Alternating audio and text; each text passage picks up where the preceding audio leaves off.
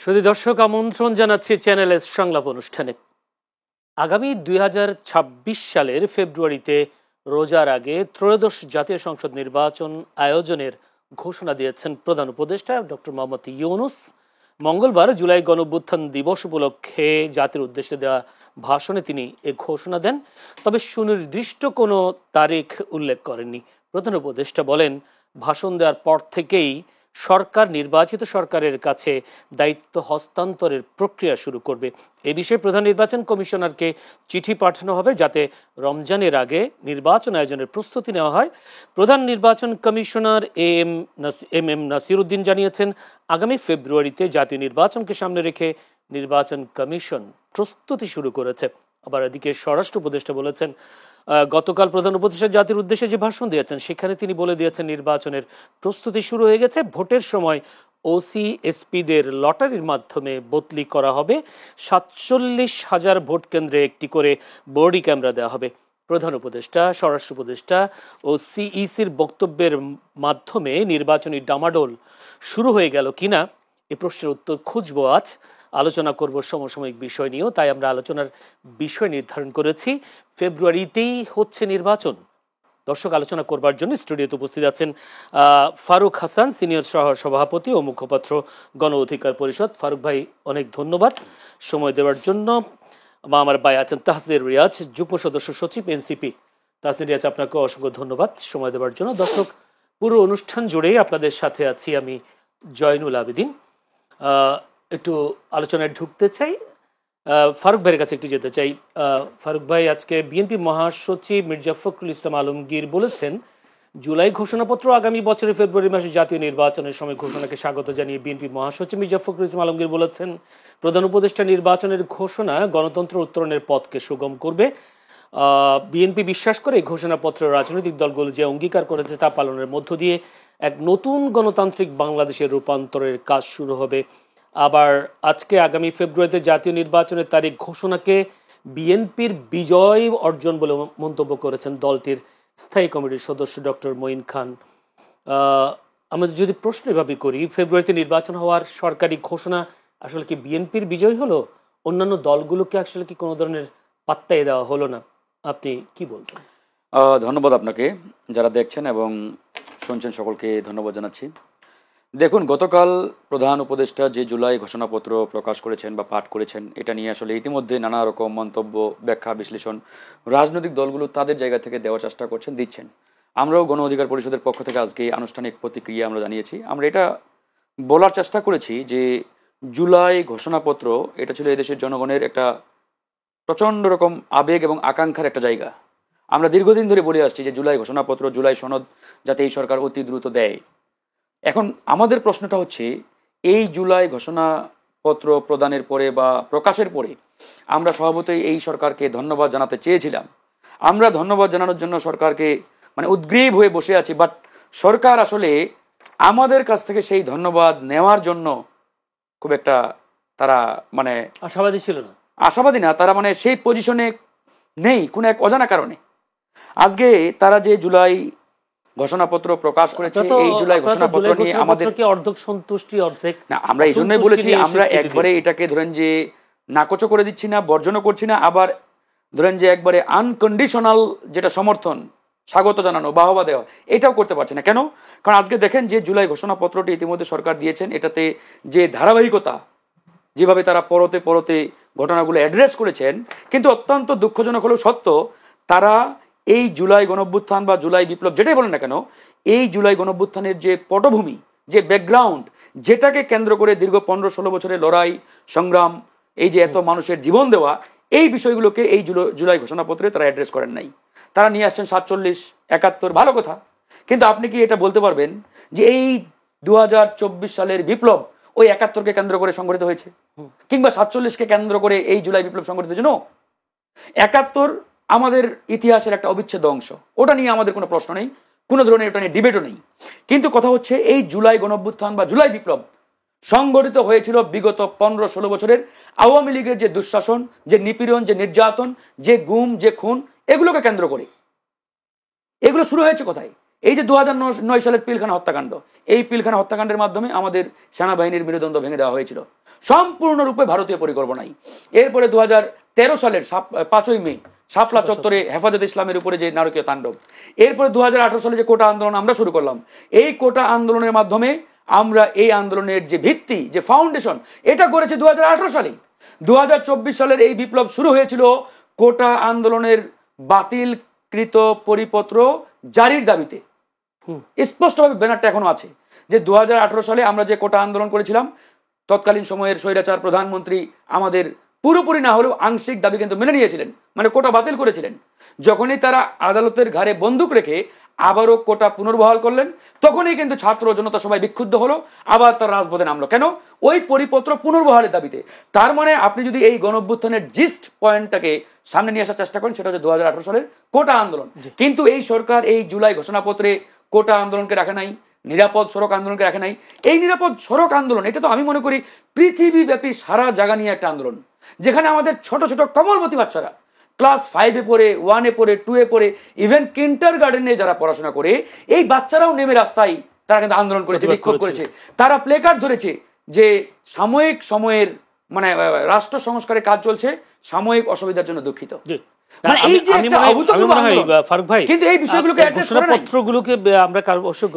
আমি নির্বাচনের প্রসঙ্গ নিয়ে আসছেন, জনাব মির্জা ফখরুল ইসলাম প্রস্তুতি আপনাদের কেমন যদি ফেব্রুয়ারিতে নির্বাচন হয়? এখন ধরেন আমাদের নির্বাচন নিয়ে যেটা আমাদের অবস্থান, যে নির্বাচন সরকার যদি মনে করে ফেব্রুয়ারি কেন, তারা যদি ডিসেম্বরেও করতে চাই, জানুয়ারিতেও করছে, আমরা ওয়েলকাম জানাবো, স্বাগত জানাবো। এখন প্রশ্নটি হচ্ছে, একটা ফ্রি এন্ড ফেয়ার ইলেকশন করার জন্য যে ধরনের প্রি কন্ডিশন আপনাকে ডেভেলপ করা দরকার, যে ধরনের পরিবেশ আপনাকে নিশ্চিত করা দরকার, এই সরকার এখন পর্যন্ত কতটুকু করতে পেরেছে? আমরা বারবার বলেছি, নির্বাচনের আগে নির্বাচনের যে প্রাইম কন্ডিশন গুলো, এগুলো ফিল আপ করতে হবে। নির্বাচনের পরিবেশ এখন পর্যন্ত আমরা দেখছি না। পুলিশ প্রশাসন, আইন শৃঙ্খলা বাহিনী, কোনো জায়গায় কোনো ধরনের উন্নতি নেই। এখন পর্যন্ত এই প্রশাসনকে দিয়ে সুষ্ঠু অবাধ নির্বাচন করতে পারবে, এটা একটা পাগল বিশ্বাস করে। কারণ সুন্দর একটা নির্বাচন হবে। শুধু সুন্দর না, প্রধান উপদেষ্টা বলেছেন ইতিহাসের সবচাইতে মানে একটা ফ্রি এন্ড ফেয়ার আমরা নির্বাচন জনগণকে উপহার দেব। তো এই যে ফ্রি এন্ড ফেয়ার নির্বাচনের কথা তারা বারবার বলছে, আমি যদি প্রশ্ন করি, এখন পর্যন্ত কয়জন এসপি, ডিসি, থানার ওই ওসি, ইউনোকে আপনারা রদবদল করেছেন? খুব বেশি হলে 2 থেকে 3% উপদেষ্টা করবেন বলছেন। এটা তো তো বিগত 6 মাস ধরে শুনছি ভাই, এখন পর্যন্ত তারা কিছুই করেন নাই। বরং আমরা দেখেছি যারা 2024, 18 এই নির্বাচনগুলোতে দায়িত্ব পালন করেছে, ওদেরকে প্রমোশন দিয়ে বড় বড় চেয়ারে বসিয়েছে। 2018 সালের যিনি ইউনো চেয়ারে ছিলেন, সে এখন ডিসি। ওই সময় ওসি চেয়ারে যিনি ছিলেন, সে এখন তার উপরে র্যাঙ্ক। আপনি কি এটা মনে করেন কিনা আবারও নির্বাচন ম্যানিপুলেট হওয়ার সম্ভাবনা আছে? 100% ম্যানিপুলেট কি নির্বাচন হয় কিনা, আমি তো এই আশঙ্কা, নির্বাচন হয় কিনা সেই আশঙ্কা গণঅধিকার পরিষদের হয়ে কথা বলছেন। না, আমি ইতিবাচক ভাবেই দেখছি নির্বাচনের এই রোডম্যাপকে। কিন্তু আপনার এটাও মনে রাখতে হবে, এই সরকারের একজন দায়িত্বশীল অ্যাডভাইজার, প্রভাবশালী অ্যাডভাইজার, সে কিন্তু 4 আগস্ট হঠাৎ করে 111 এর পদধ্বনি শুনতে পাচ্ছেন, এরকম একটা স্ট্যাটাস দিয়েছেন। It's not a simple political thought, political statement, এটা একটা গুরুত্বপূর্ণ মেসেজ। কারণ ওই চেয়ারে বসে আপনি কখনোই মন গড়া কিংবা আবেগ নির্ভর বক্তব্য দিতে পারেন। ডিলিট করে দিয়েছেন আবার, সেটা পরে ডিলিট করেন, হয়তো রাজনৈতিক জনগণের চাপে। আমি একটু আসি তাহসিন রিয়াজের কাছে। তাহসিন রিয়াজ, আজকেই এনসিপির আরেকজন আপনাদের নেতা, প্রধান উপদেষ্টার আগামী জাতীয় সংসদ নির্বাচনে যে সময় ঘোষণা করেছেন, সেখানে বিএনপির চাওয়াকে প্রাধান্য দেওয়া হয়েছে বলে মনে করেন জাতীয় নাগরিক পার্টির জ্যেষ্ঠ যুগ্ম আহ্বায়ক আরিফুল ইসলাম আদিব। আপনারা তো গণঅভ্যুত্থানের বলতে গেলে এক নেতৃত্বে দেওয়া থাকা একটি সংগঠন, যেহেতু এখন সংগঠন হচ্ছে, আগে তো বৈষম্য বিরোধী আন্দোলনে ছিলেন, আসলে কি আপনাদের চাওয়াটা কি পূরণ হয়নি নির্বাচনের তারিখ ঘোষণার মধ্য দিয়ে? ধন্যবাদ জানাচ্ছি আমাকে যারা দেখছেন, আমার সহ আলোচক এবং উপস্থাপক, তাদেরকে ধন্যবাদ জানাচ্ছি। দেখুন, মানে এখানে খুব মানে ফাইন লাইন আছে আর কি। আমরা একটু যদি একটু ডিটেইলি ব্যাপারটাকে বোঝার চেষ্টা করি, প্রথম স্টেটমেন্ট হচ্ছে জাতীয় নাগরিক পার্টি নির্বাচনের বিরুদ্ধে না। জাতীয় নাগরিক পার্টিও চায় যে ইলেকশনটা হোক। তাহলে গরমিলটা কোথায়, বা মানে ডিবেটটা কোথায়? ডিবেটটা হচ্ছে এই ইলেকশনটা ঠিক কোন সময়টাতে হলে, এই ইলেকশনটা হওয়ার জন্য ঠিক কোন কন্ডিশনগুলো ফুলফিল হলে, ঠিক কোন রিকোয়ারমেন্টসগুলো ফুলফিল হলে, যে গণঅভ্যুত্থানটি কিছুদিন আগে সংগঠিত হয়েছে, আমরা দেখেছি ছাত্র জনতা যে গণঅভ্যুত্থানের জন্য ঝাঁপিয়ে পড়েছিলেন, তাদের চাওয়া পাওয়া বা তাদের যে অভিপ্রায়, এটা আসলে বাস্তবায়িত হয়। ডিবেটটা কিন্তু ঠিক এই পয়েন্টে, ইলেকশন না হওয়ার ব্যাপারে কারো কিন্তু কোনো বাংলাদেশে কোনো রাজনৈতিক পার্টির, গণতান্ত্রিক কোনো রাজনৈতিক পার্টির কিন্তু এই পজিশন নেই। কাজেই এই জায়গাটাতে এইটাকে আমরা কনস্ট্যান্ট ধরে আজকের আলোচনাটা করতে পারি যে সকল পার্টি ইলেকশনটা চায়। এখন দেখেন, আপনি যেই ব্যাপারটা বলেছেন, আমি ফারুক ভাই আছেন এখানে, তাদের দীর্ঘ আন্দোলন আছে, তাদের দীর্ঘ সংগ্রাম আছে। আমি ফারুক ভাইয়ের সাথে এই পয়েন্টে আমি মানে সহমত পোষণ করতে চাই যে আসলে উনি বলেছেন যে 100% এখানে কোনো ধরনের মানে আমি যদি বলি যে the overall process of the execution of upcoming election, এই পুরো প্রসেসে আমরা যেটা দেখতে পাই যে এখন পর্যন্ত আমরা এটাকে, যেমন প্রধান উপদেষ্টা বলেছেন উনি আশাবাদী মানুষ, আমরা বিগত 1 বছর ধরে তার কাছে অনেক আশার গল্প শুনেছি, কিন্তু আশার বাস্তবায়নটা আমরা আসলে মানে পরিপূর্ণভাবে আমরা দেখতে পাইনি। এটা আমাদেরকে হতাশ করেছে। কিন্তু তারপর আমরা তার উপর যদি আশা রাখি, তিনি যেই মেসেজটা বাংলাদেশের মানুষকে গতকালকে দেওয়ার চেষ্টা করেছেন, সেটি হচ্ছে তিনি কনফিডেন্ট যে তিনি একটা ভালো ইলেকশন বাংলাদেশের মানুষকে উপহার দিবেন, যেটার এক্সাম্পল এখন পর্যন্ত নাই বাংলাদেশে। আচ্ছা, সেটাকে যদি আমরা ধরে নেই, সেটাকে ধরে নিলে এই রাষ্ট্রের যে কম্পোনেন্টসগুলো, যেই পিলারগুলো বা যে প্রতিষ্ঠানগুলো এই ইলেকশনকে লেজিটিমেট করবে, যে পিলারগুলো বাংলাদেশের এই আপকামিং ইলেকশনকে ভ্যালিডেট করবে, সেই পিলারগুলোর দিকে আমরা তাকালে আমরা এখন দেখি যে তারা মানে সম্পূর্ণরূপে পক্ষপাত দুষ্ট আচরণ করছে। কিভাবে করছে দেখেন, আজকে আমার সাথে ফারুক ভাই আছেন, আমি খুব দূরের এক্সাম্পল দিব না, আমি যদি কিছুদিন আগে নূর ভাইয়ের এলাকার যে ঘটনাটা কিছুদিন আগে ঘটেছে, ঈদের সময় তিনি গিয়েছিলেন, তিনি কিন্তু স্পষ্টত তিনি ওখানে দাঁড়িয়ে বলেছেন যে এলাকার প্রশাসন, লোকাল প্রশাসন যেই স্বাভাবিকভাবে একজন রেগুলারলি একটা পলিটিক্যাল পার্টি যেই আপনার অ্যাডভান্টেজগুলো আইন থেকে পাইতে পারে বা স্বাভাবিক ক্রমে একজন মানুষ যেই সুবিধাটা নিতে পারে আইন প্রথা থেকে, সেটা তিনি পাচ্ছেন না, এবং সেখানে তিনি পক্ষপাত দুষ্টতা তিনি দেখেছেন। একদম ভেরি রিসেন্ট এক্সাম্পল।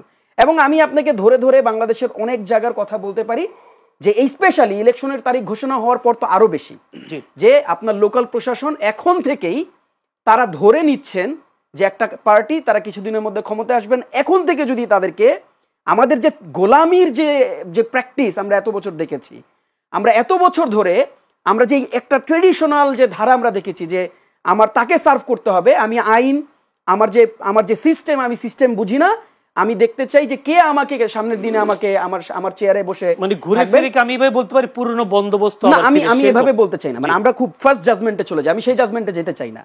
তো ওই টেন্ডেন্সিটা কিন্তু সামনের দিন আমি ধারণা করছি এটা যে এটা আরো প্রখর হবে। কাজেই দেখেন, আপনি যদি আমাকে প্রশ্ন করেন যে এই যে কামিং যে ইলেকশনের ডেটের ব্যাপারে বলা হচ্ছে, আমি ফারুক ভাইয়ের মতন করেই বলতে চাই, আজকে এখানে জামাতের একজন প্রভাবশালী নেতা তিনি তার পক্ষ থেকে একটা স্টেটমেন্ট আজকে দিয়েছেন যে বাংলাদেশে এখনো ফ্রি অ্যান্ড ফেয়ার বা পার্টিসিপেটরি ইলেকশন হওয়ার মতন যে পরিবেশ, এই পরিবেশটা এখনো তৈরি হয় নাই।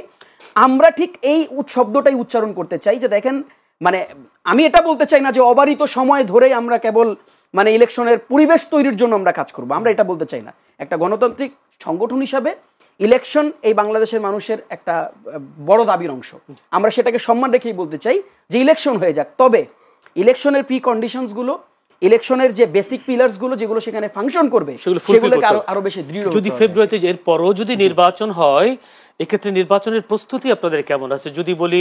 কিন্তু এখনো তো আপনারা নিবন্ধন পাননি কিংবা প্রতীকতা এখনো নিশ্চিত করতে পারেন। দেখেন, এগুলো বাংলাদেশের আমলাতন্ত্রের যে জটিলতা, এই জটিলতার ধারাবাহিকতা। মানে আপনি যদি আমাকে প্রশ্ন করেন যে কেন পাইনি, আমি আপনাকে উত্তরটা এইভাবে দিতে পারি। আপনি বরং আরেকটু এক্সটেন্সিভ ওয়েতে আমি যদি আপনাকে বলি যে নির্বাচন সংস্কার কমিশন যে ধরনের প্রস্তাবনা করেছিল যে একটি দল কিভাবে নিবন্ধন পেতে পারে, সেই প্রস্তাবনাগুলো কিন্তু এই রাষ্ট্র বা ইলেকশন কমিশন কিন্তু এখনো ফলো করা শুরু করেনি। বরং আমরা দেখেছি যে পূর্বে যেই প্রক্রিয়াগুলো, যে জটিল প্রক্রিয়ার মধ্যে দিয়ে বিভিন্ন দলকে ভ্যালিডেট করা হতো বা বিভিন্ন দলকে অ্যাসেস করা হতো, সেই পুরনো বন্দোবস্তের যে প্রক্রিয়া, এই প্রক্রিয়া দিয়ে কিন্তু এনসিপিকে তারা জাজ করেছে। কাজে এখানে অনেক আমলাতান্ত্রিক জটিলতা দিয়ে তারা এনসিপিকে আটকানোর চেষ্টা করছে। আমরা এটা আশাবাদী, অনেক বেশি আমরা আশা রাখতে চাই যে খুব দ্রুততম সময়ের মধ্যে হয়তো এনসিপি নিবন্ধন পাবে, মার্কাও পাবে। এবং এনসিপির পক্ষ থেকে এনসিপি সর্বোচ্চ চেষ্টা করছে নতুন একটি দল, আপনারা জানেন যে 4 মাসের যাত্রা মাত্র, এই দল হয়তো আটটু ফাংশন করতে পারলে আর একটু হয়তো তারা যদি মানুষের কাছে পৌঁছাতে পারে, আমরা দেখেছি কিছুদিন আগে যে পদযাত্রা হয়েছে মানুষের, সেখানে ঢল নেমেছে। আমরা আশাবাদী যে আমাদের প্রস্তুতিটা মানে আরেকটু সময় পেলে আরেকটু প্রস্তুতি নেওয়ার সুযোগ হয়তো হবে। সেই কারণে অনেকে বলছেন যে আপনারা একটু নির্বাচন, না আমি সেটা কিন্তু বলিনি। আপনি অনেকে অভিযোগ করে এনসিপির বিরুদ্ধে যে অভিযোগ তো রাজনীতির সৌন্দর্যও এটা, সেই কারণে নির্বাচন ফারুক ভাইয়ের বিরুদ্ধে আমি অভিযোগ করব, ফারুক ভাই আমার বিরুদ্ধে অভিযোগ। ধন্যবাদ। আমি একটু ফারুক ভাইয়ের চাপা যেতে চাই। বাংলাদেশ জামায়াত ইসলামী পিআর এবং সংখ্যানুপাতিক পদ্ধতিতে নির্বাচনের জন্য আন্দোলন করবে বলে মন্তব্য করেছেন দলটির নায়েবে আমির সৈয়দ আব্দুল্লাহ মোহাম্মদ তাহের। আগামী নির্বাচন জুলাই সনদের ভিত্তিতে করার দাবি জানিয়েছে জামায়াত ইসলামী, তবে নির্বাচনের পরিবেশ এখনো নিশ্চিত হয়নি, যেটা আপনি বলেছেন। এখন পিআর পদ্ধতি নিয়ে আবার কঠোর হতে যাচ্ছে জামায়াত ইসলামী। এই জামায়াত ইসলামের এই অবস্থান ভবিষ্যতে যে নির্বাচনের কথা বলা হচ্ছে, সেই নির্বাচনে কোনো ধরনের সংকট তৈরি হতে পারে কিংবা পিছানোর সংকট তৈরি হতে পারে কিনা, এটা তো আসলে পরবর্তীতে বোঝা যাবে। যখন শুরু হবে আন্দোলন সংগ্রাম, তখন আসলে বলা যাবে যে কতটুকু সংকট। জামাতকে আসলে আন্দোলনের নামবে। এখন আমি আসলে জামাতের বিষয়টা আমি বলতে পারবো না। আমরা যতটুকু মিডিয়াতে দেখছি বা নিউজ হচ্ছে, খবর হচ্ছে, ততটুকুই আমরা। আপনি যে প্রশ্নটি করলেন, জামাতের মিটিং গিয়ে আপনি জামাতের পক্ষে অনেক কথাবার্তা বলেছেন, সেই না না এটা একবারে অ্যাবসলিউটলি মানে একটা রং একটা স্টেটমেন্ট আপনার। আমার বক্তব্য হচ্ছে না না না, আমরা ধরেন যে বিএনপির প্রোগ্রামেও যাই, মিটিংয়েও যাই, জামাতেরও যাই, অন্যান্য দলগুলো যারাই আমাদের ডাকে। আমার কথা হচ্ছে যারা বিপ্লবের পক্ষের শক্তি, এই আন্দোলন সংগ্রামে যারা অবদান রেখেছেন, যারা বাংলাদেশ পন্থী, এরকম যে কোনো পলিটিক্যাল পার্টি যদি আমাকে ডাকে আমি যাবো, নট অনলি জামাত। সেখানে এখন কথা হচ্ছে আমি না, আপনি কি বলবেন? আমি ক্লিয়ার আমাকে শেষ করতে দেন। আমার বক্তব্য হচ্ছে আমি সবসময় অনেস্ট জায়গা থেকে আমি ন্যায়ের সত্য কথা বলি। এখন আমার এই সত্য কথা, হক কথা, ন্যায়ের পক্ষের কথা যদি কোন একটা দলের পক্ষে যায়, এটা তো আমার কিছু করার নাই ভাই। না আমি চাঁদাবাজির বিরুদ্ধে কথা বলি। এখন আমি যদি চাঁদাবাজির বিরুদ্ধে কথা বলি আর আপনি যদি চাঁদাবাজিকে সাপোর্ট দেন, এটাকে এরকম হলো যে আমি আপনার বিরুদ্ধে। আমি একটা প্রশ্ন করি, তাহলে একটা প্রশ্ন করতে দিই। আপনি শিবিরের কেন্দ্রীয় সম্মেলনে এই কথাটা বলেছেন যে আসলে কোন আওয়ামী লীগ বা যে কোনো দলের রাজনৈতিক নেতৃবৃন্দ যদি মেয়ে বিয়ে দিতে চায়, তাহলে খবর নেই ওই ছেলেটা পাত্রটা শিবির করতো কিনা। না এটা ট্রু, এটা বলছেন, এটা বলে। তবে এই ঘটনাটা একাধিক জায়গায় ঘটছে। যেমন ধরেন স্বভাবতই যারা ছাত্র শিবির করে তাদের পলিটিক্যাল যে আইডিওলজি, আমি সেটা নিয়ে কোনো বক্তব্য দিতে চাই না। তাদের আদর্শ তাদের জায়গায়, এটা নিয়ে জনগণ জাজমেন্ট দিবে যে তাদের আদর্শটা আসলে সঠিক না ভুল, এটা ভিন্ন বিষয়। কিন্তু আমি যতটুকু তাদের নেতাকর্মীদের সাথে মিশছি, পরিচয় যাদের সাথে ঢাকা ইউনিভার্সিটি থেকে আন্দোলন সংগ্রাম করতে গিয়ে ওরা অনেক সহযোগিতা করেছে। এই আন্দোলনে ছাত্র শিবির ছিল, ইভেন ছাত্র লীগের যারা ভালো, ছাত্র লীগের একবারে ঢালাও ভাবে আমরা 100%-এর মধ্যে 100%কেই খারাপ বলতে চাই না। কিছু ছেলে ছিল যারা বাধ্য হয়ে অনেকে ছাত্রলীগে যুক্ত হতে বাধ্য হয়েছে, হলে থাকার কারণে অনেকে ছাত্রলীগ করতে হয়েছে, এরকম অনেক ছেলে পেলে ছিল। ছাত্রলীগ শুধুমাত্র সাইনবোর্ড, কিন্তু ভিতরে ছাত্রলীগ না, এরকম অনেক ছেলে পেলে ছিল, সাধারণ ছাত্র। তো তারাও তো বাধ্য হয়েছে। এই বিষয়টা একটু আলোচনা করতাম যে পিয়ার পদ্ধতির। হ্যাঁ, আমি জাস্ট ওই যে আপনি যে মানে প্রশ্নটি করলেন, তো এই জন্যই আমি বলেছি যে এরকম ঘটনাগুলো যখন ঘটে, ধরেন যারা মানে মেয়ের পক্ষ বা মেয়ের বাবা মা পরিবার, এরা তো সবসময় চিন্তা করে যে ছেলেটা যাতে মাদক মুক্ত থাকে, সিগারেট বিড়ি না খায়, খারাপ চরিত্রের না হয়ে থাকে, ভালো চরিত্রের হয়ে থাকে। তো এই বৈশিষ্ট্যগুলো তো শিবিরের ছেলেপেলেদের মধ্যে আছে, আপনি অস্বীকার করতে পারবেন। আমি 100%-এর মধ্যে 100% আছে এটা বলতে চাই না, অধিকাংশ ছেলেপেলের মধ্যে আছে। তো এই জন্য স্বভাবতই এরকম ঘটনা অতীতে ঘটছে। তো সেই জায়গা থেকে বলা। এখন এই বক্তব্যটা যদি কারো পক্ষে চলে যায়, ভাই আমি তো ভালোকে ভালো বলছি, আপনি ভালো কাজ করলে আপনার পক্ষে যাবে। এবার আসেন এই যে পিআর নিয়ে আপনি প্রশ্নটি করেছেন, এই যে পিআর এর বিষয়টি, এটা কিন্তু 2021 সাল থেকে আমরা বলে আসছি। আমাদের দলের আত্মপ্রকাশের পরে আমরা 21 দফা একটা কর্মসূচি দিয়েছিলাম। সেই 21 দফার একটা দফা হচ্ছে সংখ্যানুপাতিক নির্বাচন। আমরা এটা আগে থেকেই বারবার বলে আসছি, আমাদের দলীয় স্টেটমেন্ট, দলীয় পজিশন, এটা আমরা ঐক্যমত্য কমিশনেও বলেছি। আমরা এটাও বলেছি যে দলগুলো যদি সবার ঐক্যমত্যের ভিত্তিতে পিআর করা যায় আলহামদুলিল্লাহ ভালো, আর যদি এখানে ঐক্যমত্য না হয় তাহলে নাই হলো।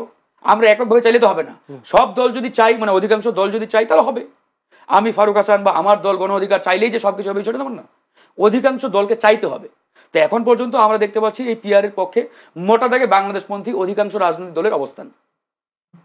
এখন সরকার তাদের বিরোধী তো বিএনপি হয়তো তাদের জায়গাতে চায় না, যেহেতু তারা বিগত সময়ে 3-3 বার রাষ্ট্র পরিচালনা করছে, ভবিষ্যতে হয়তো করতে পারে। তো সেই জায়গা থেকে তাদের একটা দীর্ঘ অভিজ্ঞতা আছে। তারা হয়তো মনে করছে যে এই পিআর সিস্টেমের মাধ্যমে বাংলাদেশ একটা দুর্বল রাষ্ট্রে পরিণত হবে, যে সরকার আসবে এই সরকারের যে স্থায়িত্ব, যে স্টাবিলিটি, এটা অনেক উইক হবে, এটা বিএনপির ধারণা। তবে আমাদের যেটা বিশ্লেষণ, যেটা আমাদের অবজারভেশন, সেটা হচ্ছে বিগত এই 54 বছরে 12 বার খাতা কলমে নির্বাচন হয়েছে। এই 12টি নির্বাচনের পরে যারা ক্ষমতায় বসছে তারা আসলে আলটিমেটলি জনগণের আকাঙ্ক্ষা বাস্তবায়ন করতে পারে নাই। এই 12টি নির্বাচন দুটো সিস্টেমে হয়েছে, একটা হচ্ছে আপনার ওয়েস্টমিনিস্টার সিস্টেম আর একটা প্রেসিডেন্সিয়াল সিস্টেম, মানে রাষ্ট্রপতি শাসিত সরকার, আর একটা হচ্ছে গণতান্ত্রিক বা সংসদীয় পদ্ধতি সরকার। তো এই দুটো পদ্ধতি এই 12টি নির্বাচনের মাধ্যমে আমরা দেখেছি, বাট তারা কিন্তু জনগণের আকাঙ্ক্ষা বাস্তবায়ন করতে পারে নাই, বরং বারবার বাংলাদেশে স্বৈরতন্ত্র কায়েম হয়েছে, ফ্যাসিবাদ কায়েম হয়েছে। এই জন্য আমরা বলেছি যে বিগত দুটো সিস্টেম যেহেতু ফেলিয়ার হয়েছে, ব্যর্থ হয়েছে, তাহলে আমরা নতুন যে পদ্ধতিটা নিয়ে ইতিমধ্যে আলোচনা শুরু হয়েছে এই পদ্ধতিটাকে টেস্ট করে দেখি। এটাও যদি ফেলিয়ার হয় পরে আমরা ফিরে যাব। এই জন্য আমরা বলেছি পুরাতন বন্দোবস্ত বাদ দিয়ে এই নতুন বন্দোবস্তের পথে হাঁটতে হবে। কারণ বিগত সময়ে নির্বাচনগুলোতে কালোবাজারি, ভোট কেন্দ্র দখল, ওখানে মারামারি, হানাহানি, রক্তপাত, একজনের ভোট আরেকজনের দেওয়া, এরকম নানান ঘটনা তো আমরা দেখেছি ভাই। তো এই ঘটনাগুলো যাতে ভবিষ্যতে না ঘটে এই জন্য আমরা পিআরটাকে সামনে নিয়ে আসছি। এখন পিআরের দুর্বল দিকগুলো তারা বারবার বলার চেষ্টা করছে, কিন্তু এটাও তো বলতে হবে 97টা দেশে কিন্তু পিআর সিস্টেম চালু আছে, এবং আমাদের এই দক্ষিণ এশিয়ায় 4টা দেশে এই পিআর সিস্টেমে নির্বাচন হয়। পিআরের তো অনেকগুলো দিক আছে, অনেকগুলো সিস্টেম আছে, অনেকগুলো পদ্ধতি আছে, প্রত্যেকটা বিষয়ে সুবিধা অসুবিধা আছে, 4টা মোটা দাগে ক্রাইটেরিয়া আছে। আপনি যেটা আমাদের দেশের জন্য কমফোর্টেবল মনে করবেন, আমাদের দেশের জন্য সুইটেবল মনে করবেন, সেই পদ্ধতিকে বেছে নেন। জি ধন্যবাদ। এটা নিয়ে অনেক কথা। ধন্যবাদ দর্শক, আমাদের একটা ছোট্ট বিরতি নেবার সময় হয়েছে, আমাদের সঙ্গে থাকবেন।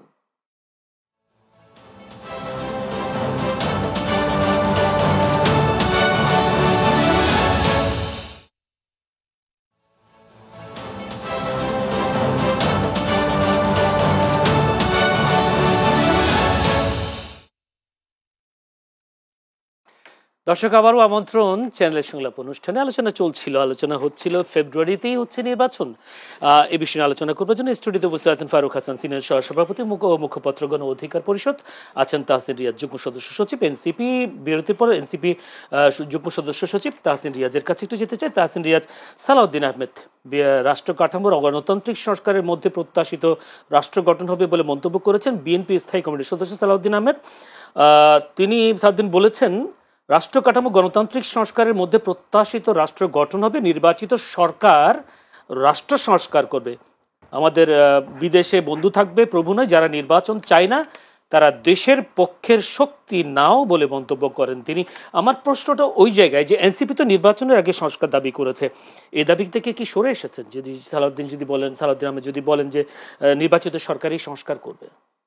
দেখুন, এখানে বেশ কয়েকটি দিক আছে। প্রথমত সালাউদ্দিন ভাই যদি এটা বলে থাকেন যে যেই দলগুলো নির্বাচন চায় না তারা দেশের, জানি না আমি শব্দটা আমি ভুলে গিয়েছি, যারা চায় না তারা দেশের পক্ষে শক্তি না, তারা তো দেশের পক্ষে শক্তি না।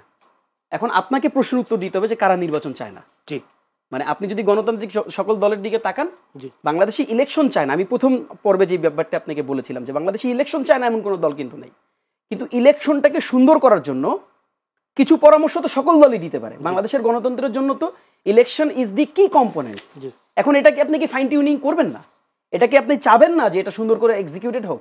কাজেই সেই পরামর্শগুলো উদারতার সাথে সবার নেওয়া উচিত। আর দেখেন, আরেকটা দৃষ্টিকোণ থেকে যদি আমরা দেখি, একটু বলার চেষ্টা করি, আমরা কিন্তু এনসিপির এন্ড থেকে আমরা কিন্তু বারবার বলেছি যে সকল সংস্কার ইলেকশনের আগে হইতে হবে। এটা তো অবাস্তব একটা কল্পনা বিলাসিতা, এরকম দাবি কখনো এনসিপি করে নাই। কিন্তু এনসিপি যেটা বলেছে যে আপনার সাংবিধানিক যে জটিলতাগুলো ছিল এতদিনের সংবিধানে, নির্বাচন বাস্তবায়নের ভিত্তিতে, নির্বাচন বাস্তবায়নের জন্য যে ধরনের জটিলতা ছিল সেগুলোকে আপনার সংস্কার করে কেবল ইলেকশনের দিকে আপনাকে যেতে হবে। আপনি ঠিক আছে, আপনার ব্রেন আপনাকে ফাংশনাল করাবে। এখন আপনি যদি ব্রেনের চিকিৎসা না করে আপনি যদি মনে করেন যে আপনি বাকি সবকিছুর চিকিৎসা আপনি পরবর্তী সময়ে করবেন, আপনার ব্রেন যদি অ্যাক্টিভ না থাকে আপনি বাকি চিকিৎসা কিভাবে করবেন?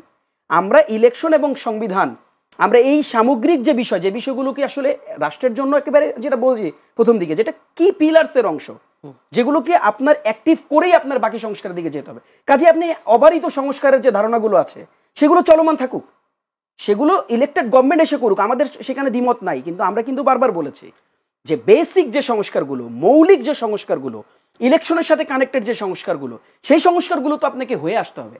আপনি যদি সেই সংস্কারগুলো না হয়ে আসেন, আপনি নিশ্চিত রূপে, আমরা এগুলো বই খাতায় পড়েছি, বিভিন্ন পেপার কাটিংয়ে, পেপার পত্রিকায় আমরা পড়েছি, আমরা বিভিন্ন বড় বড় রাজনীতির যারা বিশ্লেষক আছে তাদের কাছ থেকে আমরা, আপনি কি 3 দলীয় জোটের রূপরেখার কথা শুনেননি?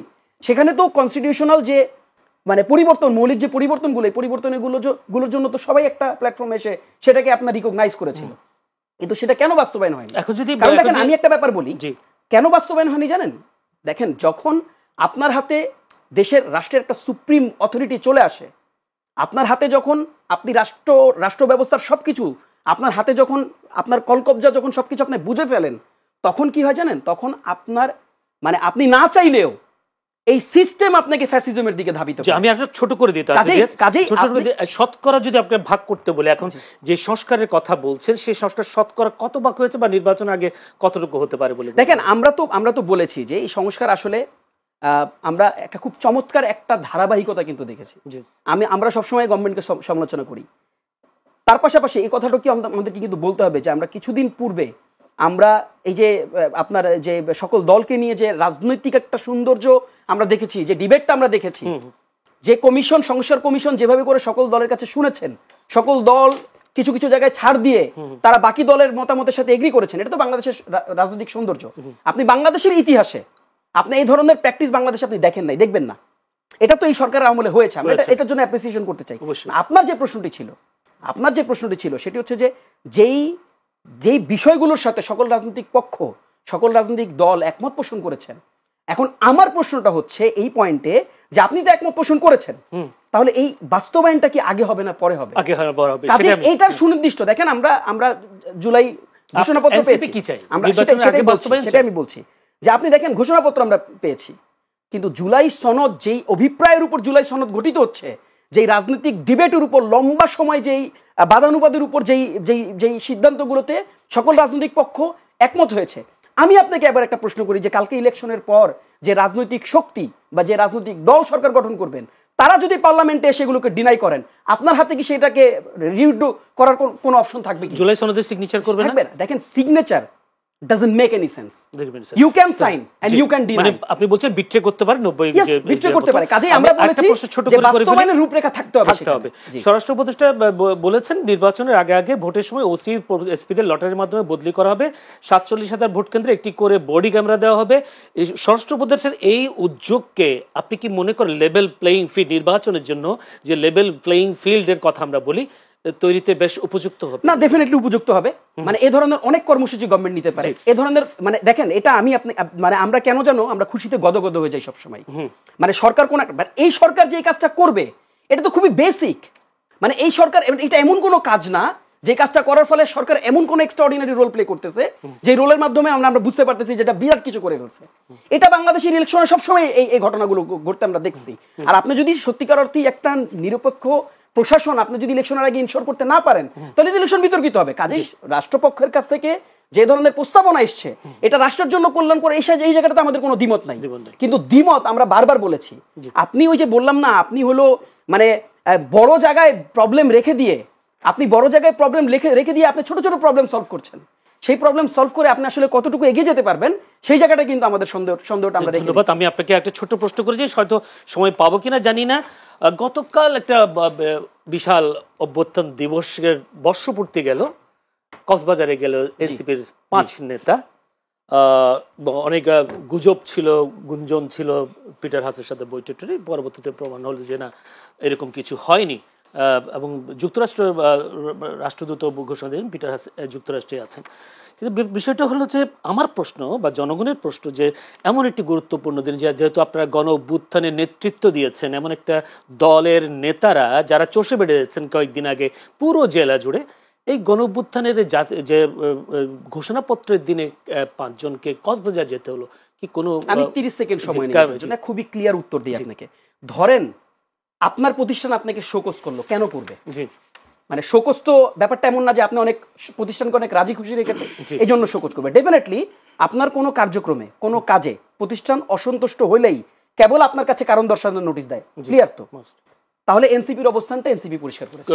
এনসিপি এই জিনিসটাকে সুন্দরভাবে নেয়নি বলেই তাদের কাছে শোকজ করেছে। এখন তারা ব্যাখ্যা দিবেন, আমরা কিন্তু এখান থেকে কোনো জাজমেন্ট নিচ্ছি না, তারা ব্যাখ্যা দিবেন, সেই ব্যাখ্যার বিপরীতে এনসিপি যদি সন্তুষ্ট হয়। এই প্রশ্নে আমি এভাবে বলি, তারা কি চেইন অফ কমান্ড ভঙ্গ করেছে? মানে এতগুলো শীর্ষ নেতা না বলে কক্সবাজার চলে গেলেন। আমি বলি you can not say this, even I can not say this. আপনি দেখেছেন শোকজ হয়েছে, শোকজের ব্যাখ্যাটা আপনি যখন জানবেন তখন এর উত্তর পাবেন। আমরা ব্যাখ্যাটার জন্য অপেক্ষা করতে পারি। আবার কেউ কেউ অভিযোগ করছেন, আমার বক্তব্য না যে এটাকে আইওয়াশ কিনা, অভিযোগ করতেই পারে, অস্বাভাবিক কিছু আইওয়াশ না। যদি একটু ফারুক ভাই যদি আমাকে যদি এই বিষয়টা মন্তব্য করে, গুরুত্বপূর্ণ একটা দিন, বিশেষ করে যদি এনসিপির জন্য সবচেয়ে গুরুত্বপূর্ণ, যেহেতু তারা আন্দোলনের নেতৃত্ব দিয়েছে জুলাই আন্দোলনের, এমন একটা গুরুত্বপূর্ণ দিন যে ঘোষণাপত্র, জুলাই ঘোষণাপত্র, ওই দিনেই তারা 5 জন অবকাশ যাপনের জন্য কক্সবাজার গেছেন। এই বিষয়টাকে আপনি রাজনৈতিক দলের একজন নেতা হিসেবে আপনি কিভাবে দেখছেন? দেখুন, গতকাল আমি মনে করি তাদের একটা বিজয় দিবসের মতো। জি, যেহেতু তারা সরকারি দল এবং সরকারের বড় একটা স্টেক দখল করে আছে। জি, তো এই আন্দোলনের পোস্টার বই, যাদেরকে পোস্টার বই হিসেবে আমরা মনে করি, যে আন্দোলনের ফিগার, হ্যাঁ পোস্টার বই অবশ্যই, তো তারা এরকম একটা গুরুত্বপূর্ণ ইভেন্ট, রাষ্ট্রীয় ইভেন্ট ছেড়ে কক্সবাজারে গেল, এটা স্বাভাবিকভাবেই আনন্দ ভ্রমণে গেছে বা ঘুরতে গেছে, এটা ভাববার কোনো কারণ নেই। এটি অবশ্যই তাদের সেখানে একটা গুরুত্বপূর্ণ মিটিং ছিল, ইভেন্ট ছিল, বা কোনো একটা কিছু হয়েছে। হয়তো মিডিয়াতে আসছে, আমি বলি মিডিয়াতে আসছে যে সাবেক রাষ্ট্রদূত পিটার হাসের সাথে হয়তো শেষ করি না বাবা। তো বিষয়টা হচ্ছে, ধরেন যে পিটার হাস না হোক, অন্য কোনো হাসের সাথে মিটিং হয়েছে। আচ্ছা, কারণ আপনি জানেন যে ডিপ্লোম্যাটিক হইছে না হইতে পারে ভাই, ধারণা না না, মিটিং হয়েছে, অফকোর্স 100% হয়েছে। উইদাউট মিটিং, উইদাউট সিটিং, সেখানে তারা এরকম একটা গুরুত্বপূর্ণ রাষ্ট্রীয় ইভেন্ট ছেড়ে যাবে, তাও আবার দলের শীর্ষ 5 নেতা। ওই 1-2 জন যাইতো সেটা ভিন্ন বিষয়। আমি বলি আপনাকে, মানে ফারুক ভাই, এটা আমার কাছে, মানে আমার আপনার কাছে কোনো তথ্য থাকলে, এভিডেন্স থাকলে আপনি দিতে পারেন। আমি তো অন ক্যামেরা বলছি ভাই। আচ্ছা, তাহলে এটা থাকলো আর কি, অসুবিধা নেই, এটা তো আমি গোপনে বলছি না, অন ক্যামেরা। না ঠিক আছে, এটা তাহলে বিষয়টা হচ্ছে এরকম কোন ইভেন্ট রেখে যখন আরেকটা ইভেন্টকে প্রাধান্য দেওয়া হয়, দ্যাট মিন্স এটার চাইতে ওই ইভেন্টটা বেশি গুরুত্বপূর্ণ। এবং আপনি এটা মনে রাখবেন, ডিপ্লোম্যাটিক অ্যান্ড কূটনীতিক লেভেলে যে মিটিংগুলো হয় বা সেটিংগুলো হয়, এগুলো একবার টাইম টু টাইম, মানে 10টায় মিটিং মানে 10টাই, 1 সেকেন্ড এদিক ওদিক করার কোনো সুযোগ নাই। এখন আমার যেটা অবজারভেশন এবং বিভিন্ন জায়গা থেকে পাওয়া তথ্যের আলোকে, যে এই মিটিংটা যদি কোনো সাধারণ রাজনৈতিক ব্যক্তির সাথে বা কোনো ব্যবসায়ীর সাথে ইত্যাদি এরকম হয়ে থাকতো, তাহলে তারা নিশ্চিত মিটিংয়ের টাইম চেঞ্জ করতেন, ডেট চেঞ্জ করতেন। ধরেন যে আগে থেকে সিটিং হয়েছে 5 তারিখে আমরা বসবো কোনো একটা, ধরেন যে রাজনৈতিক দলের নেতা বা ব্যবসায়ীর সাথে, যখন রাষ্ট্রীয় এরকম বড় একটা ইভেন্টের ডেট, 100% তারা বলতো না ভাই ওই দিন হবে না, এটা আমরা পরে বসি বা আগে বসি ইত্যাদি ইত্যাদি। আইডিয়ালি সেটা, যেহেতু ওই দিনই এরকম ঘটনা ঘটছে, তাহলে 100% এটা এক্সট্রা কিছু মিন করে তারা এখানে গিয়েছে। এবার দেখেন, এরপরে গেল মিডিয়াতে আসলো, ব্যাপক হইচই হওয়ার পরে জাতীয় নাগরিক পার্টি আজকে তাদের শোকজ করেছেন। কিন্তু আপনি দেখবেন নাসিরউদ্দিন পাটোয়ারি, সার্জিস, তারা কিন্তু গতকাল থেকে বলে আসছেন যে আমরা ব্যক্তিগত ঘুরতে আসছি, সফরে আসছি, মানে ব্যক্তিগত ঘোরার যদি আনন্দ ফুর্তি করতে আসছি। তো একটা দলের কোনো নেতা যদি আনন্দ ফুর্তি করতে কোথাও ঘুরতে যায়, দল কখনোই সাংগঠনিক জায়গা থেকে তাকে শোকজ করতে পারে না। শোকজ তখনই করবে যখন আপনি দলের নিয়ম নীতি বহির্ভূত অসাংগঠনিক কাজে জড়িত থাকবেন। তারা তো কোনো অসাংগঠনিক কাজ করে নাই তাদের ভাষ্য অনুযায়ী, তাহলে দল তাকে শোকজ করলো কেন? আর দল যেহেতু শোকজ করেছে, দ্যাট মিনস তারা অবশ্যই কোনো না কোনো অসাংগঠনিক, আপাত দৃষ্টিতে আমরা ধরে নিচ্ছি দলের কাছে দৃষ্টিগোচর হয়েছে বিদায় শোকজ করেছে। এখন এই শোকজটাকে আমি নিজেও আইওয়াস মনে করছি। কেন তারা শোকজ করেছে? জনগণের চোখে কিছুটা ধুলা দেওয়ার জন্য। যখন এই জিনিসটা ফ্লাশ হয়ে গেছে, ফ্লাশ আউট হওয়ার পরে এটা নিয়ে ইতিমধ্যে ব্যাপক একটা নেতিবাচক প্রতিক্রিয়া তৈরি হয়েছে তাদের প্রতি। এই জন্য তারা এটা কিছুটা কাটার জন্য, এই রেস থেকে কিছুটা বের করে নিয়ে আসার জন্য একটা লোক দেখানো শোকজ হয়তো তারা করেছে। আমি যদি ছোট্ট করে প্রশ্ন করি, জি প্লিজ, যে অসাংগঠনিক যে কাজের কথা বলছেন, মানে কি তাহলে এনসিপিদের অবর্তমানে অগোচরে তারা নতুন কোনো কাজ করতে গিয়েছিলেন, এভাবে বলতে যাচ্ছেন? না, এটা তো তারা বলবে, এটা তো আমি বলবো না। আপনি তো বলছেন, মানে না, আমি সিস্টেমের কথা বলতেছি, নিয়মটার, যে আপনি কখন একজন লিডারকে শোকজ করতে পারেন, যখন সে দলের নীতি নিয়ম এবং অসাংগঠনিক কাজে জড়িত থাকবেন।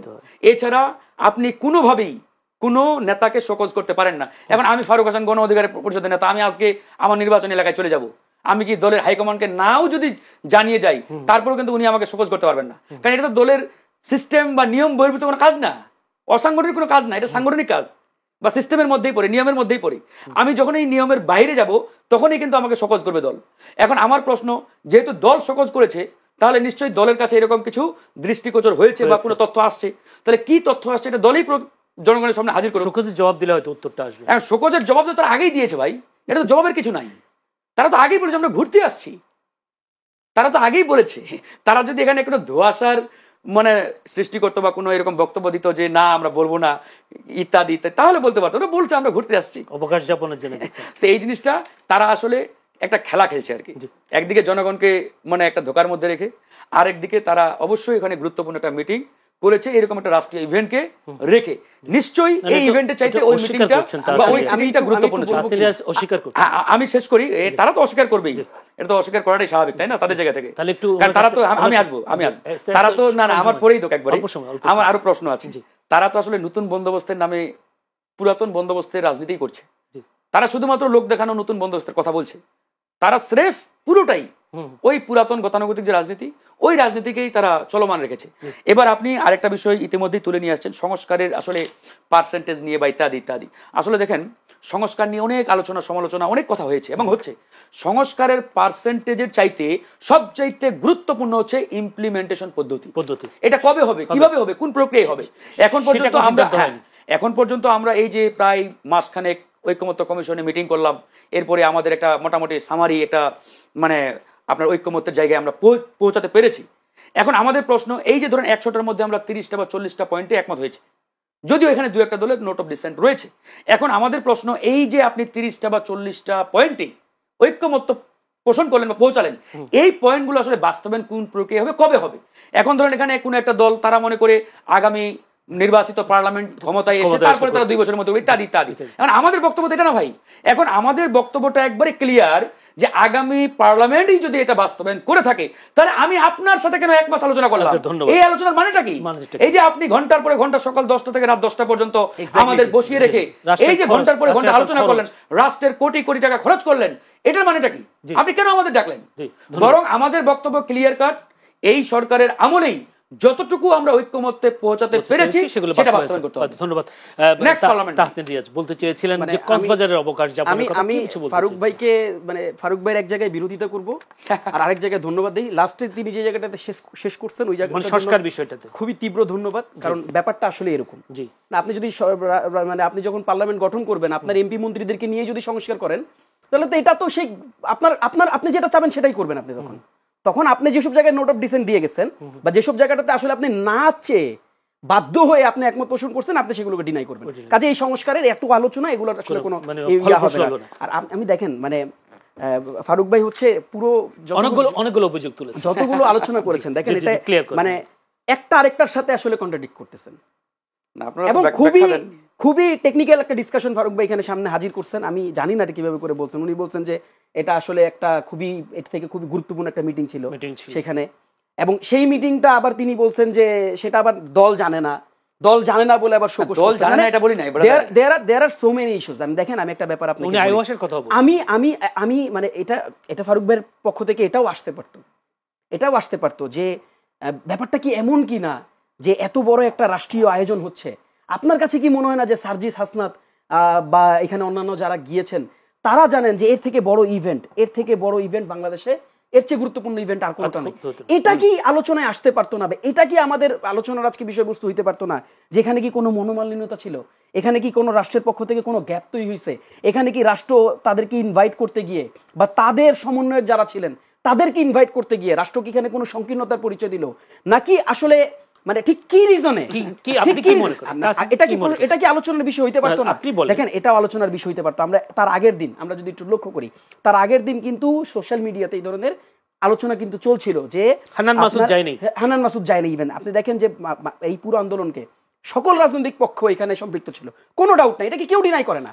বিএনপি এখানে সম্পৃক্ত ছিল, এখানে গণ অধিকার তো মানে আজকে থেকে না, লম্বা সময় ধরে এই ফ্যাসিবাদ বিরোধী আন্দোলনের সাথে সম্পর্কিত, এবং এখানে জামাত ছিল, শিবির ছিল, সবাই এটাকে অ্যাকসেপ্ট করে, মানে সবাই এটাকে মানে স্বীকার করে। কিন্তু ঘটনাটা কোথায়? ঘটনা হচ্ছে যেই মানে সমন্বয়করা, লিস্টেড যে সমন্বয়করা জীবনের বাজি রাখলেন, তাদের নাম তো লিস্টেড, ফারুক ভাইয়ের নাম রাজনৈতিক দল হিসাবে লিস্টেড, বাট এত বড় একটা আন্দোলনকে যারা নাম লিস্ট করে, যারা সামনে থেকে ইয়ে করে, তাদেরকে ইনভাইট করার ক্ষেত্রে এই রাষ্ট্র কোনো সংকীর্ণতার পরিচয় দিয়েছে কিনা, এবং এটা তো সেটাকে আপনি ক্লিয়ার করেন, মানে আমি তো ক্লিয়ার করেই দিচ্ছি, তাদেরকে দাওয়াত করেন, এটা আমি তো ক্লিয়ার করেছি তাদেরকে যদি তাদেরকে না ফারুক ভাই, মানে ডোন্ট মিস কোট মি, মানে যাকেই হোক, যেমন হান্নান মাসুদ, আমি বলে দেই কি হইছে। হান্নান মাসুদ কি পোস্ট করছে, হান্নান মাসুদ স্পষ্ট করছে যে এই কারণে আমাকে দাওয়াত দেওয়া সত্ত্বেও আমি এই প্রোগ্রাম বর্জন করলাম। He is very much clear, হ্যাঁ, এবং সে ক্লিয়ার করে কিন্তু জিনিসটা আমি বলি আপনার কথাটা আমি বলে, আমি জাস্ট প্রশ্নটা করছি, আমি ক্লিয়ার, আপনার প্রশ্নটা ক্লিয়ার। দেখেন, সবকিছু বলে কয় হয় না। ফারুক ভাইয়ের এমন অনেক কথা আছে বলেন না, অনেক কথা আছে বলেন না, আবার অনেক কথা আছে যে ওই পটুয়াখালীতে দাঁড়ায়া নূর ভাইরা সমালোচনা করেন, কিন্তু অনেক কথা আছে বলেন না। কোন কথাগুলো বলেন না? ওই কথাগুলো বলেন না যখন তাদেরকে বিএনপি বলে দেয় যে ঠিক আছে এই আসনের জন্য তাকে নমিনেট করে দিলাম। এটার ভিতরে আলোচনা করেন ফারুক ভাইরা কখনো বলেন না। এটা না বলাটাও তো রাজনৈতিক সৌন্দর্যতা। আমরা চাই না যেটা সবার সামনে আইসা বলেন, এটা বলবেন, এটা তো স্বাভাবিক, এটা তার মানে আন্ডার টেবিল ডিসকাশন। দেখেন, আমি একটা জিনিস বলি, আমি বলতে চাইছি, আমি খুব ছোট করেই বলি, আমি বলতে চাইছি দেখেন, এইভাবে করে সবসময় ফ্রেম করে দিয়েন না। কিছু জায়গায় ব্যাক স্পেস রাখেন, কিছু জায়গায় উদারতার জায়গা রাখেন। ফারুক ভাই চাইলে তো সার্জিসকে একটা ফোন দিয়ে জিজ্ঞেস করতে পারেন যে কি ব্যাপার, এত বড় ইভেন্ট, ওইভাবে না জিজ্ঞেস করে এত বড় ইভেন্ট তুমি আসলা না কেন ভাই, আসলে কিছু হইছে, তোমার কি কোনো কষ্ট আছে, আসলে কিছু হয়েছিল? এটাই এই প্রশ্নটাই আমি যদি এখন আপনার কাছে জবাব দেই, আমার তো পার্টির একটা ডেকোরাম আছে, যেহেতু এখানে শোকজ নোটিশ দেওয়া হয়েছে, তারা তাদের ব্যাখ্যাটা পার্টির কাছে দিবেন। এই রাজনৈতিক সৌন্দর্যতার কারণে, আমাদের অভ্যন্তরীণ কাঠামোগত সৌন্দর্যতার কারণে আমি হয়তো আপনাকে অনেক কথা বলতেছি না, ফারুক ভাই যেভাবে করে বলেন না, কাজেই আমরা একটু সময় নেই, আমরা একটু দেখি আলোচনাগুলো আরেকটু রাজনীতি ময়দানে গড়াক। মানে ওনারা রাজনৈতিক পরিবেশ কনসিকুয়েন্স চিন্তা করে, মানে কোন উত্তরটা রেডি করলে জনগণকে বোঝানো সম্ভব ওইটাই দিবে আর কি। এটাই তো আমাদের বিষয়টা এরকম। আচ্ছা, যদি এরকমও হয়, এটা কি আমার এফিশিয়েন্সি না? আমি যদি এটা অর্জন করতে পারি, এটা তো আমার রাজনৈতিক, এটা এফিসিয়েন্সি, বাট এটা হচ্ছে চাতুর্য এফিসিয়েন্সি, যেটা আওয়ামী লীগ করেছে। আওয়ামী লীগ কিন্তু ঠিক একই অ্যাঙ্গেলে বলতো যে আমরা তো ফ্রি এন্ড ফেয়ার ইলেকশনের মাধ্যমে ক্ষমতায় আসছি। শেখ হাসিনা ভাই বলছে যে আমি তো ভোটের মাধ্যমে নির্বাচিত প্রধানমন্ত্রী, আমার অপরাধ কোথায়? এখন অনেকেই তখন বলার চেষ্টা করতো বুদ্ধিজীবীরা, it's a very much efficiency of Sheikh Hasina. না, এটা এফিসিয়েন্সি বলতো না, বলতো এখন আনফরচুনেটলি ফারুক ভাই ফারুক ভাইকে এখন আমার শাব্দিক অর্থ বুঝাইতে হবে, আমি সেটা চাই না, সময় নষ্ট হবে। আমি শুধু একটু বলি, দেখেন আমি একটু বলি ভাই, একটা হচ্ছে কি জানেন, একটাকে বলে হচ্ছে লজিক্যাল ফ্যালাসি। হ্যাঁ, আপনি যেটাকে বলেছেন, আমি লজিক্যাল ফ্যালাসি বুঝাই নাই ভাই। শব্দের অর্থ হচ্ছে ইফিসিয়েন্সির সাথে লয়ালিটি কানেক্টেড, ক্লিয়ার। ফ্যালাসির সাথে হচ্ছে হিপোক্রেসি কানেক্টেড। আমি আর এই ব্যাখ্যাটাতে গেলাম না ভাই, আমি ব্যাখ্যা ধন্যবাদ। আমি আসলে আলোচনা করার সেকেন্ডে এটা আসলে ইউজলেস আলোচনা, যেটা আপনি নিয়ে আসছেন। জি, সময় নেই আমার কাছে, ধন্যবাদ। অন্য একদিন আলোচনা করব। দর্শক, দুজনেই আলোচক বেশ ভালো আলোচনা করছিলেন। ফারুক হাসান সিনিয়র সভাপতি ও মুখপাত্র গণ অধিকার পরিষদ, তাহসিন রিয়াজ যুব সদস্য সচিব এনসিপি। দুজনকে আজকের চ্যানেলের সংলাপ অনুষ্ঠানের পক্ষ থেকে প্রাণঢালা অভিনন্দন, শুভেচ্ছা। সেই সাথে দর্শক এতক্ষণ ধৈর্য ধরে আমাদের অনুষ্ঠান দেখবার জন্য আপনাদেরও শুভেচ্ছা অভিনন্দন জানিয়ে শেষ করছি চ্যানেলের সংলাপ অনুষ্ঠান। ভালো থাকবেন, সুস্থ থাকবেন।